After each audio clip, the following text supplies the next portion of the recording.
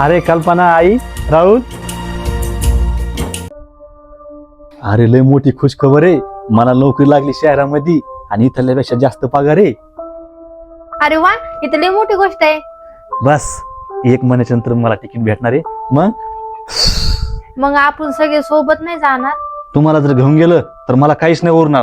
तुम्हाला माहितीये का फॅमिलीचा खर्च किती असतो? तर पोराची शाळेची फी, घर खर्च, किती खर्च लागतो. बरं जाऊ द्या, हे सगळं सोडा.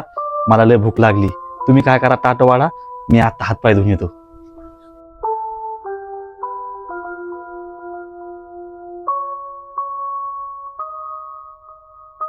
मग पप्पा तुम्ही माझ्या बर्थडेला पण नाही राहणार मग? हा बाळा, पण आपल्या बाळासाठी मी तिथून मोठं गिफ्ट पाठवून देईन.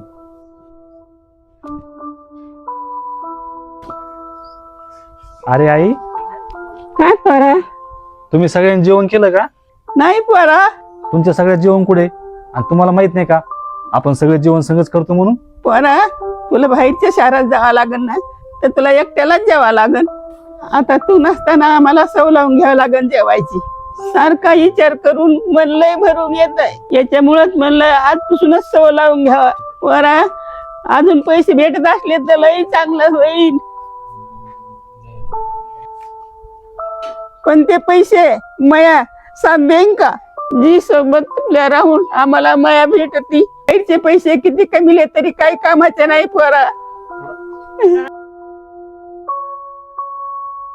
पण संध्याकाळी आपली बायको, आपले लेकर, आई आणि भावासोबत हसून खेळून जेवण करशी. पोरा, झोपडीची साथ असली ना तर खरी दौलत हीच असती. आई, तू म्हणते तेच खरंय.